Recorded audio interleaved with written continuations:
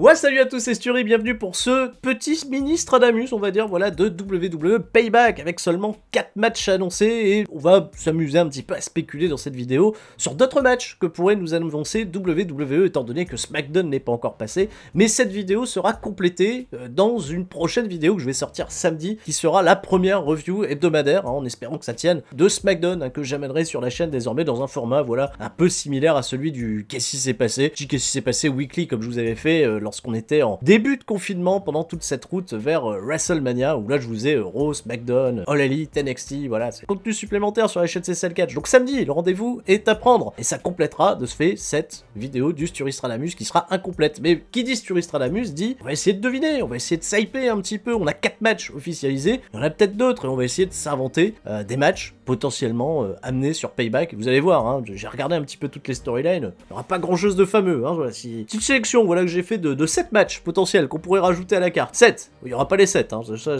c'est évident, hein, parce qu'il y en a déjà 4, et il y aura peut-être, allez, au total peut-être 7 matchs sur la carte, donc je vous en ai rajouté, et on rigolera tous ensemble. Également, pour cette vidéo, et j'aimerais déjà vous remercier de votre incroyable fidélité lors du dernier 3CFM, vous avez été par moment plus d'un millier à nous écouter en direct, et ben ça fait plaisir pour une belle review de SummerSlam en compagnie de Ludivine et Flo. Je vais parler également en toute fin de vidéo, petit spoiler, voilà, ça durera une petite minute, sur l'épisode d'NXT qui n'avait pas de concurrence en face, hein, puisque All Elite Wrestling c'est ce soir, je le rappelle, hein, dans la nuit de jeudi à vendredi, et NXT, là, c'était dans la nuit de mercredi à jeudi, bah, comme d'habitude, en fait. Il s'est passé quelques trucs, et j'en reparlerai, mais attention, chut, hein, voilà, il y aura un petit alerte spoiler qui flashera en toute fin de vidéo. Donc, hein, tu t'inquiètes pas, c'est ça... Voilà, c'est pour NXT. Bon, Payback, hein, parce qu'on n'a pas le temps, on réfléchit pas, là, qu'est-ce qui se passe, WWE, même pas une semaine après SummerSlam, il y a déjà un pay-per-view.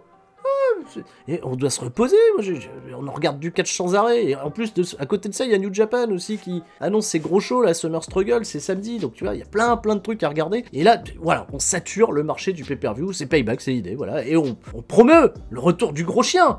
Oui, c'est ça, c'est tout, Payback, la hype, elle se fait, le gros chien de retour, il a attaqué Bray Wyatt et Braun Strowman à la fin de SummerSlam, et puis voilà, tout de suite, le match est annoncé, un triple sweat, no hold bar match, voilà. Parce que déjà, un triple sweat match, il n'y a pas de disqualification, mais ils ont vraiment insisté. Là, il y aura vraiment pas de disqualification. Alors, encore moins que dans un triple sweat. Donc, c'est-à-dire, bah, c'est pareil. Non, je sais pas. Un triple sweat match, ça peut se finir avec la musique de Triple H qui arrive et qui salue tout le monde? Non, je sais pas, je pose la question. Bon, bref, hein, oula, hein, pour construire Payback, là, ils étaient dans la précipitation. On a parlé de Raw, justement, lors de 3CFM. Vince McMahon, il réécrit tout, tu vois, au dernier moment. Donc là, en ce moment, il se fait des cheveux gris. Il vient de fêter ses 75 ans, Vince McMahon. On a oublié de lui dire bon anniversaire, mais il arrête pas, là. Il a passé sa journée à réécrire Raw le jour de son anniversaire. Il a profité de que dalle. Et on a senti que c'était Rocher de chez Rocher Suchard, même. Oh là, tellement Rocher que on va commencer par ce match-là. Tiens, allez, MVP, bah c'est pas lui qui va challenger Apollo Crews pour le championnat des États-Unis parce que c'est Bobby Lashley, voilà, qui va prendre la succession, voilà, d'MVP. Et bah tant mieux, j'ai envie de dire, parce que Bobby Lashley est toujours construit très fort. Hein. On rappelle quand même que sa défaite face à Drew McIntyre était un petit peu protégée par ce qui se passait avec Lana, qui est devenue influenceuse désormais aux côtés de Natalia. On comprend plus rien de cette affaire, mais bon, mais il est resté assez fort quand même, Bobby Lashley. Et ils ont construit le match avec un bras de fer. Voilà, ils ont appelé Mark Henry, il a pris l'avion avec sa petite table de bras de fer, hein, parce que c'est à lui la table, et ils ont fait un concours de bras de fer avec Apollo Crews, qui a remporté Apollo Crews en trichant. Voilà, en trichant. Il a piétiné le pied de son adversaire, parce que piétiner c'est le pied. Il a piétiné le pied de son adversaire, et Mark Henry qui faisait le juge de table, il a fait oh, ok, on valide, victoire d'Apollo Crews. Bobby Lashley il prenait le truc pas au sérieux aussi. Il est venu en veste de costard, c'était pas une tenue adaptée pour faire un bras de fer, alors qu'il était au courant, puisqu'on nous avait hypé avant Monday Night Raw qu'il allait y avoir un bras de fer, donc il savait, Bobby, il savait. Mais il a pas fait, bon, pas grave. Et ben voilà, il y a match, et pendant le segment à Raw, voilà, après il a gagné le bras de fer, il a fait un dive sur tout le Hurt Business, Apollo Crews, et puis il est reparti en chat glacé, voilà, en faisant des esquives. On trace backstage, et ben je pronostiquerai une victoire de Bobby Lashley.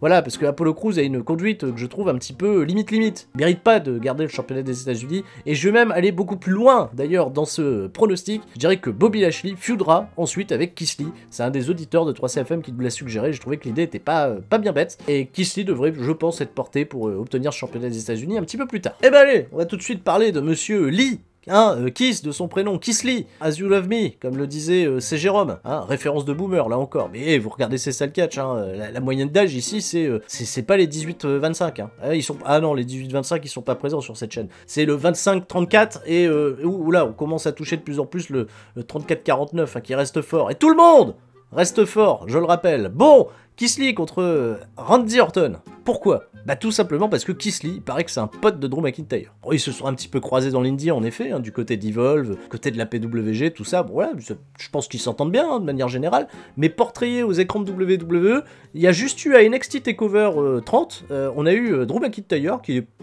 passé faire un petit coucou à la table des commentateurs.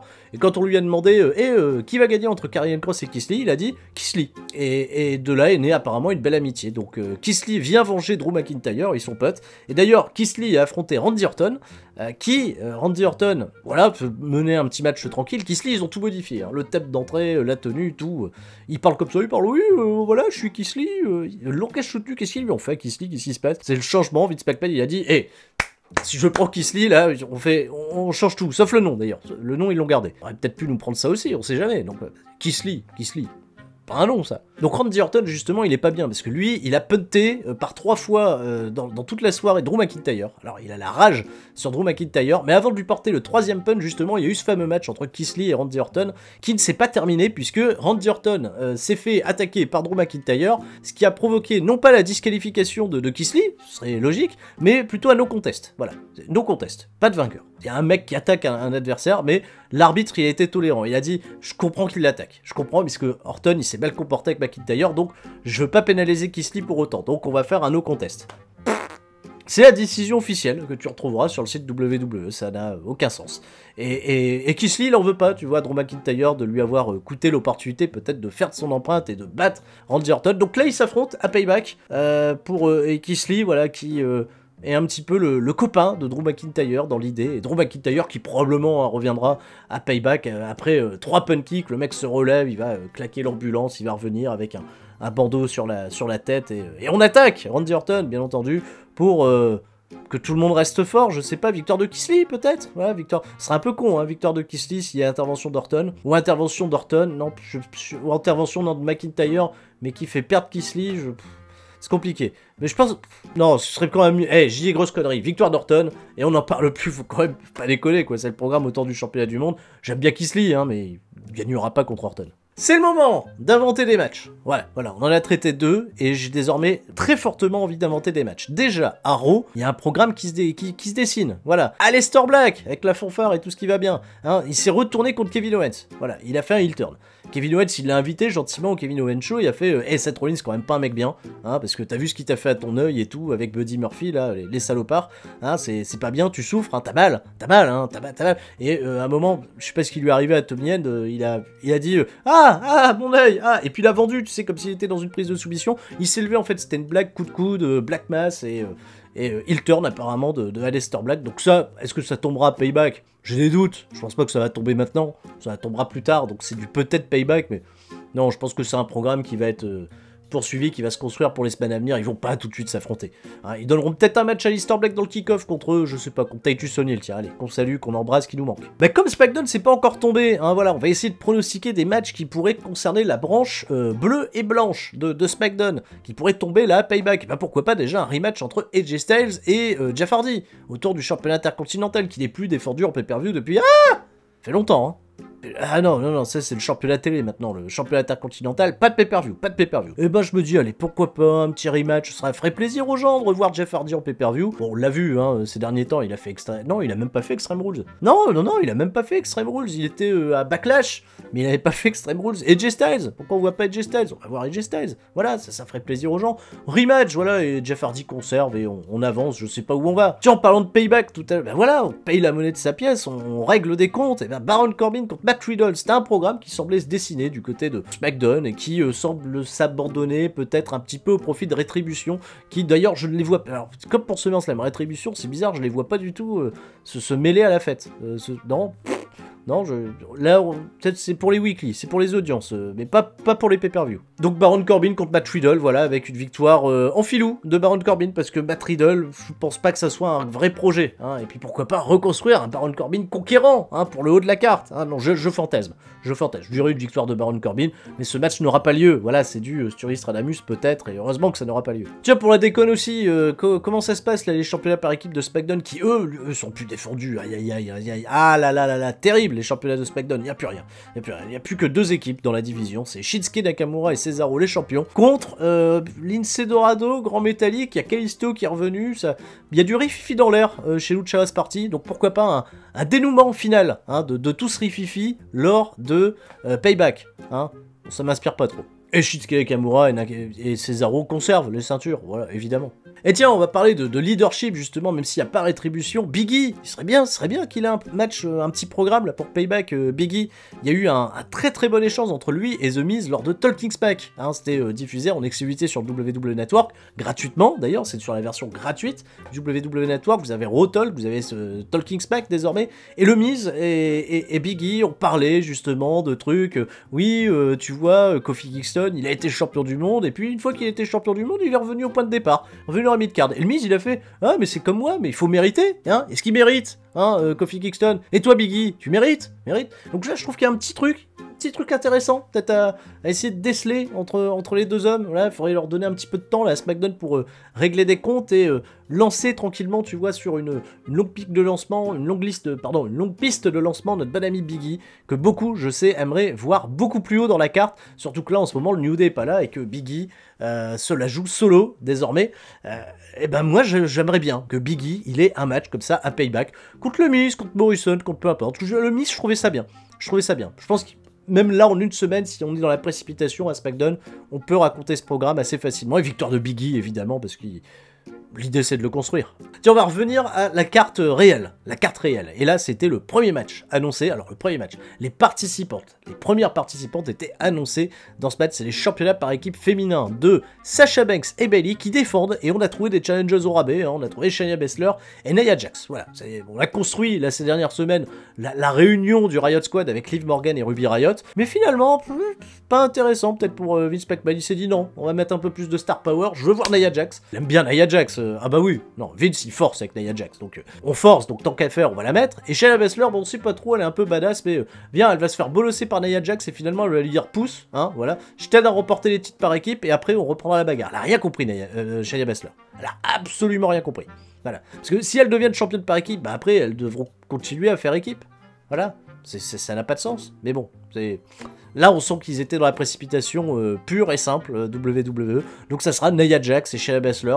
Un duo qui me rappelle, et je pense que je mérite peut-être une paire de baffes pour ça, hein, qui me rappelle un peu Chris Benoit et Kurt Angle. Ils s'entendaient pas dans l'équipe, mais vu qu'ils aimaient faire souffrir leurs adversaires, il y avait une espèce de petite chimie, voilà, qui s'était établie entre eux. Et je me dis, Shayna Baszler, Nia Jax, on est à des années-lumière. Hein. Par contre, oui, là, voilà, de Kurt Angle, Chris Benoit, oulala. Mais pourquoi pas, hein. Et est-ce qu'elles vont splitter Bayley et Sasha Banks? Bah écoute, j'ai envie de dire non. Pas là, pas maintenant. Peut-être un élément ou deux, mais je les vois même conserver les championnats par équipe, figure-toi. Voilà.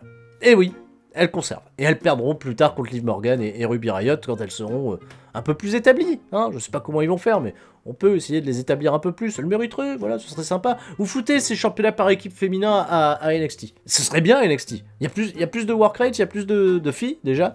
Hein, parce que les filles, il n'y en a pas. Ah non. Bah, là, j'essaye même de faire une carte là, de payback avec. J'ai quand même rajouté des filles. Donc on repasse en mode peut-être. Et Fatal 4-Way pour déterminer une aspirante numéro 1 au titre de Bayley.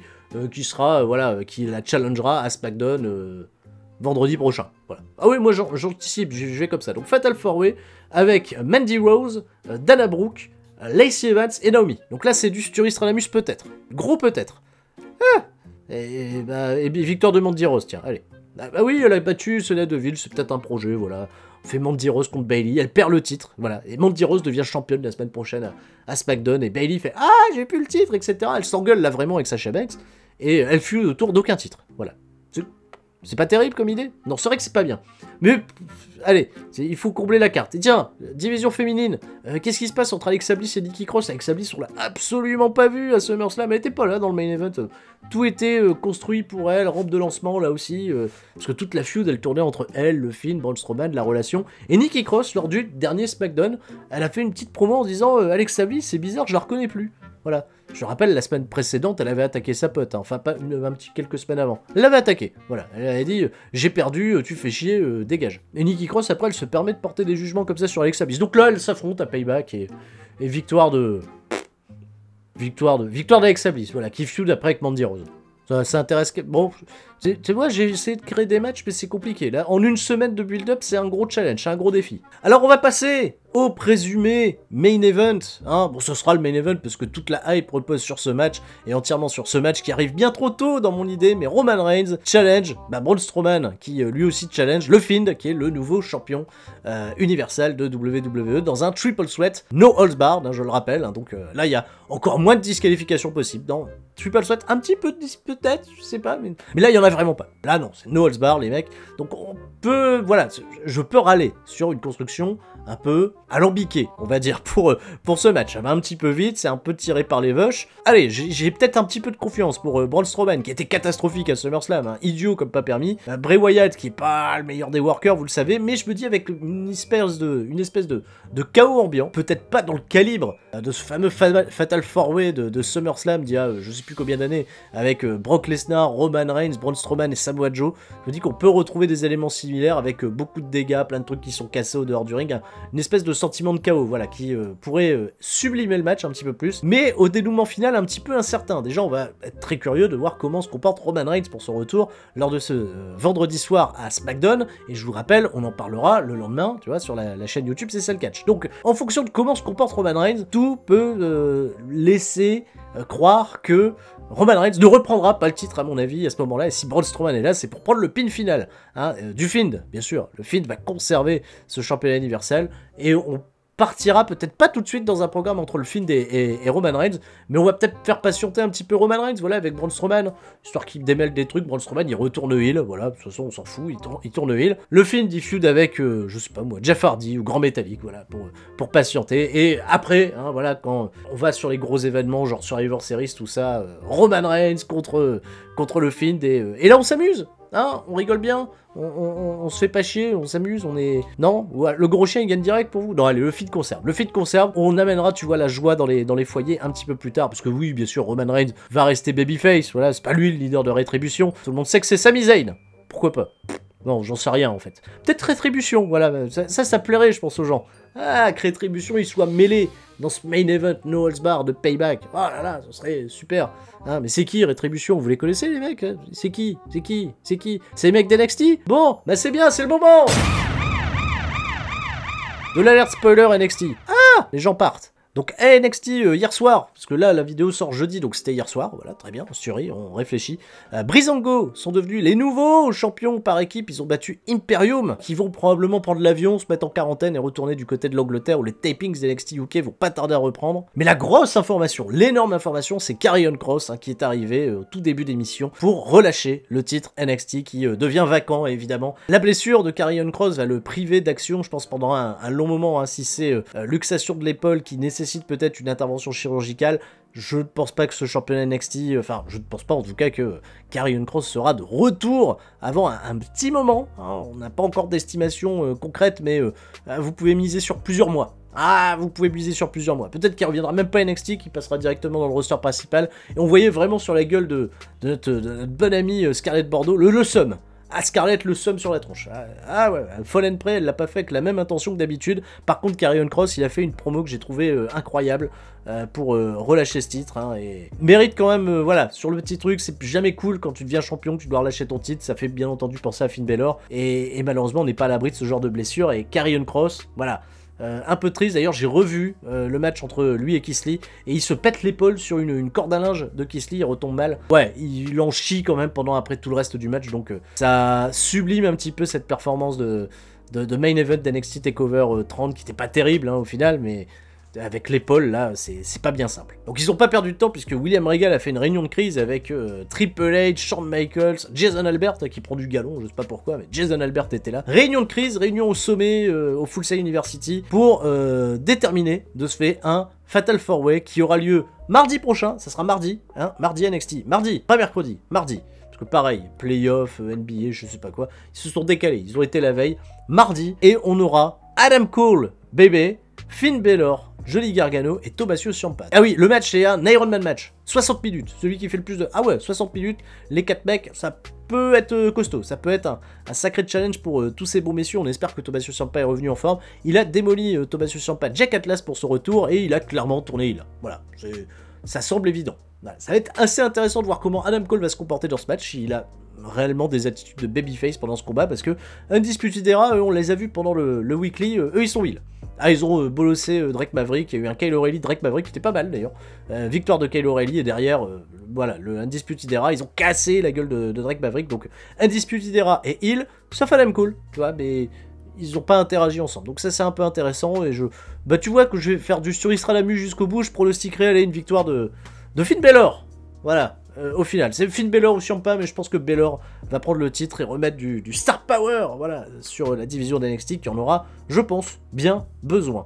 C'est tout pour moi, pour ce pronostic de Payback. On se retrouve, je le sais, hein, voilà, maintenant vous l'avez noté, samedi pour la review de SmackDown, et dimanche à partir de 20h, le super kick-off de Payback. Et après, qu'est-ce qui s'est passé, bien entendu, comme d'habitude. Je vous fais des gros bisous à tous, et tout le monde reste fort, s'abonne à la chaîne YouTube, hein, vous mettez des pouces bleus, des likes, vous commentez, le référencement reste fort, je vous fais des gros bisous, je vous dis à la prochaine, c'était Sturi. Ciao, bye bye.